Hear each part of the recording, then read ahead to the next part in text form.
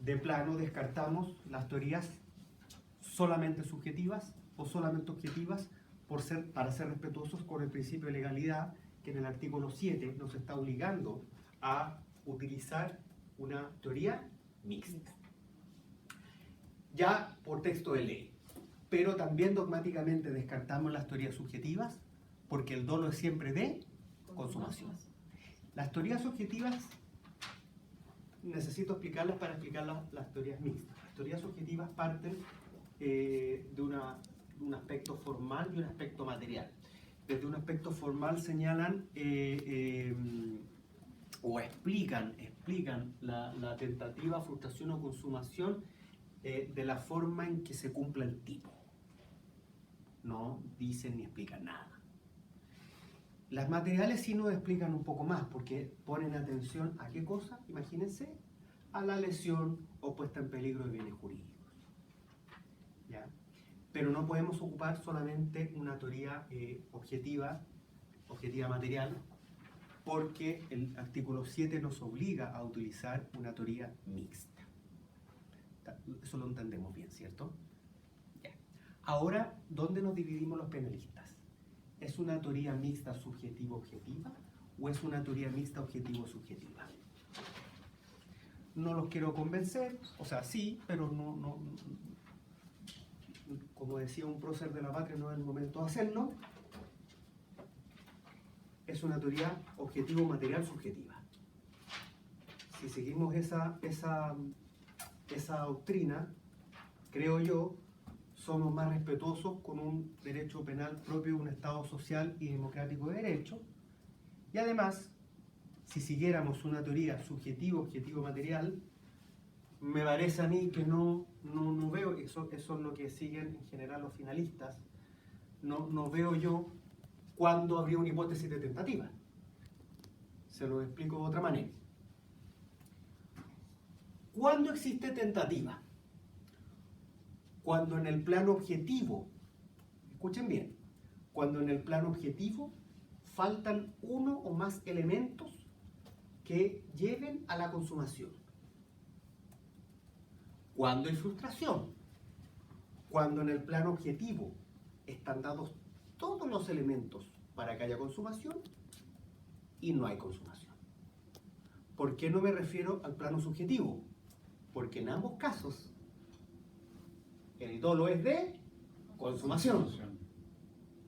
Entonces, por eso trato yo de aquí de evangelizar.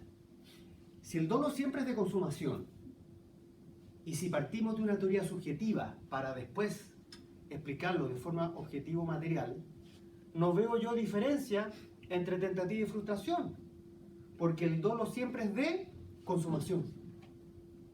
Entonces, creo yo, si defendemos esa teoría, me parece difícil, a efectos prácticos, establecer una diferencia entre tentativa y frustración. Todo sería frustración. ¿Me van siguiendo la idea? El ejemplo más fácil, adelante por favor. El ejemplo más fácil para explicar y que a algunos les va a picar la piel de lo que yo les voy a decir. Si yo le apunto con una pistola, ya, naturalmente que con dolo de matar, porque el dolo es de consumación, y la bala no le llega a usted, eso es tentativa. Si yo le apunto con la pistola y la bala le llega y usted no muere, eso es frustración. Si yo le apunto con la pistola, la bala le llega y usted muere, eso es consumación. Vamos diferenciando cada una de las instituciones o categorías dogmáticas. ¿Qué es lo que es tentativa? En el plano objetivo están dados todos los elementos para que haya consumación. En el caso del disparo, la bala no le llega. Es que yo tenía todo el propósito, pero si el dolo es de consumación, hombre. En la tentativa faltaba un elemento. Exactamente, la bala no le llega. Que viene la discusión con los que defienden la doctrina contraria. Pero si él tenía toda la intención de matarlo, pero si eso no está en discusión, porque el dolo es de consumación. Pero en el plano objetivo, yo disparé y la bala no llega. ¿Qué importa que yo tenga mala puntería? ¿Qué importa que la pistola estuviera mal calibrada? ¿Qué es el objetivo? La bala no le llega. No es lo mismo que la bala no le llegue a que le llegue. Porque pongo aquí de ejemplo, me gusta mucho el ejemplo, el duelo de Volver al Futuro 3 entre Marty McFly y el matón. ¿Recuerdan la película? Sí. Están en el viejo oeste. Y el matón era el matón de su padre, de su abuelo, de su bisabuelo. Generacionalmente era una generación de bullying una tras otra. Y se retan a duelo. Y el matón le dispara al protagonista de la película y cae. Y resulta que él se había puesto un escudo debajo de su ropa. Eso es frustración.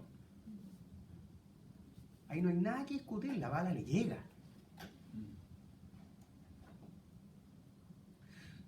¿Cuándo habría sido tentativa? Cuando la bala no le llega. Ahora, yo pregunto, ¿qué pasa si él hubiera sabido que tenía el escudo y le disparan el escudo? Consumación. No hay delito. No hay dolo, porque no hay dolo. No hay dolo. Como que no hay todo el peligro que hubiera pasado la bala. No sabía eso. Pero estamos estoy preguntando el ejemplo más ya. básico. Yo sé que tiene un escudo, yo sé que no le va a pegar, yo tengo buena puntería, le disparo ahí. Yo conozco una persona que tiene un chaleco antibala y el tontito con sus amigos se ponían los chalecos antibala y se dispararon el chaleco antibala. A mí me gustan unas películas que hacen unas cosas muy cerdas. Jackass. Hay una parte en que se disparan chaleco antibala. Pero con bolas está Vale. turbio. ¿Tú sabés cómo? Sí, sí. Bueno, no quiero entrar pero quiero que podemos entrar a discutir mil cosas. Y en muchas van a tener razón X, Y y Z. ¿Ya? Lo que yo quiero es que quedemos claros en la explicación de la categoría. Tentativas, faltan en el plano objetivo uno o más elementos para que haya consumación. Frustración, están dados todos los elementos subjetivos para que haya consumación y no la hay. ¿Qué es importante? Perdón un segundito. ¿Qué es muy importante? Que la ley señala que están dados todos los aspectos objetivos para que haya consumación y esta no se logra por una razón diferente a la voluntad del autor. ¿Por qué es tan relevante eso? Al tiro le doy ¿Por qué es tan importante eso? Porque hay una institución que tenemos que explicar, que no se me olvide, que se llama desistimiento voluntario.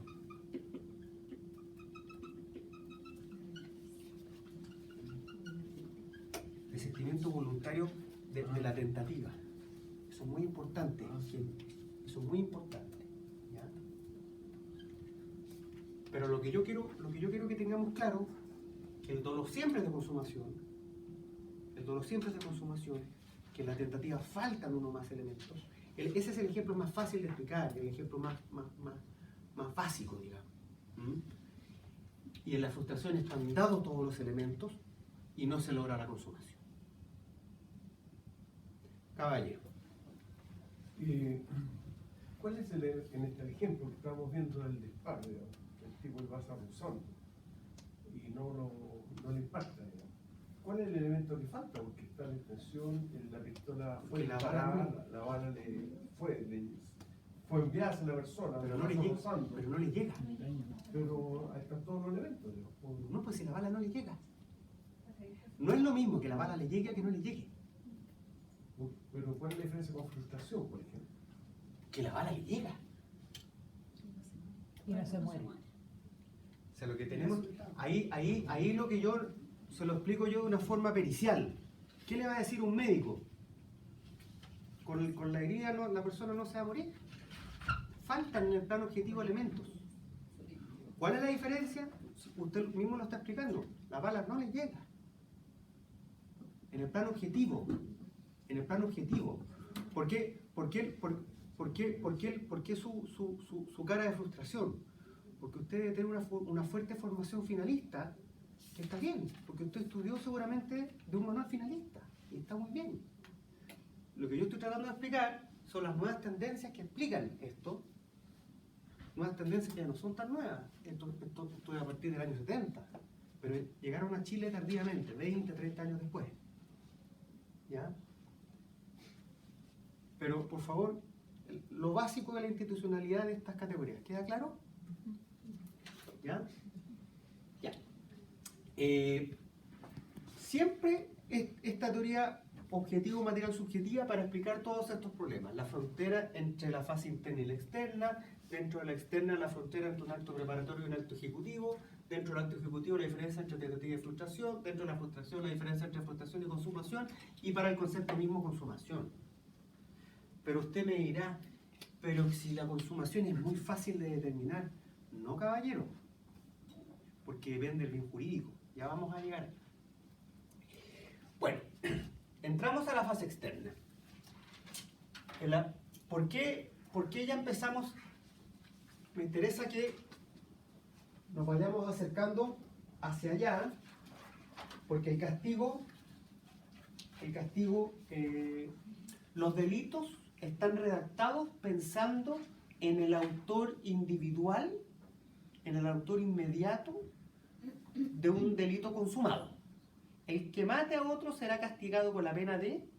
Están formulados pensando en el autor inmediato de un delito consumado. ¿Cierto? Y ese es el marco de pena más grave, digamos. La pena se gradúa hacia abajo en la medida en que el desvío se aleja de la consumación.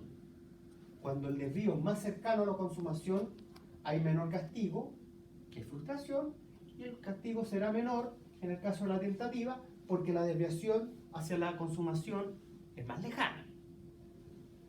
Recuerden, antijuridicidad material es lesión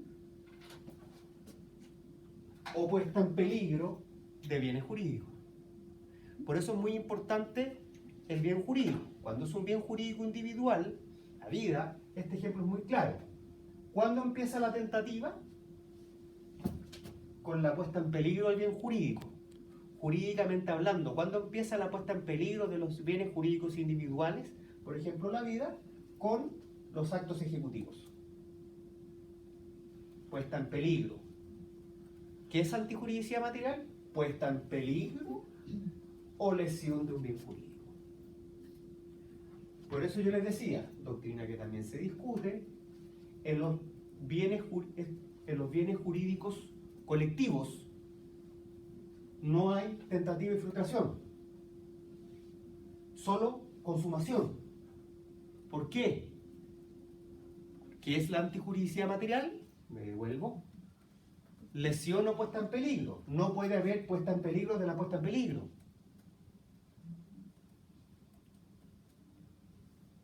Algunos autores tienen otras diferencias. Yo estoy defendiendo, insisto, los postulados de un derecho penal clásico, de un Estado social y democrático de derecho. ¿Y cuál es el ejemplo que doy? En la ley del tránsito, por ejemplo, se castiga el que se prestara a conducir. La ley está expresamente castigando la tentativa. ¿Por qué? Porque de otra manera no sería punible. Puesta en peligro la puesta en peligro. Entonces, consumación. Perdonen la película de Almodóvar, pero tratándose de un bien jurídico individual, consumación es el menoscabo, la afectación del bien jurídico. Tratándose de un bien jurídico colectivo, la puesta en peligro abstracto del bien jurídico. Tráfico de drogas, manejo en estado de ebriedad. ¿Ya? Volvamos.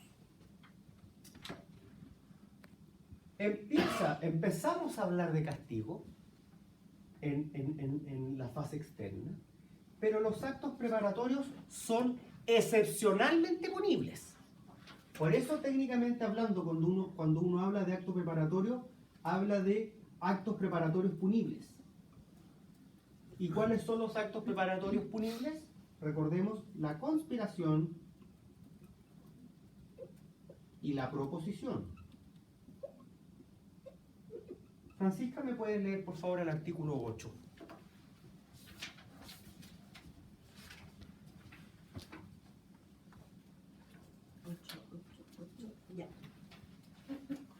La conspiración y proposición para cometer un crimen o un simple delito solo son punibles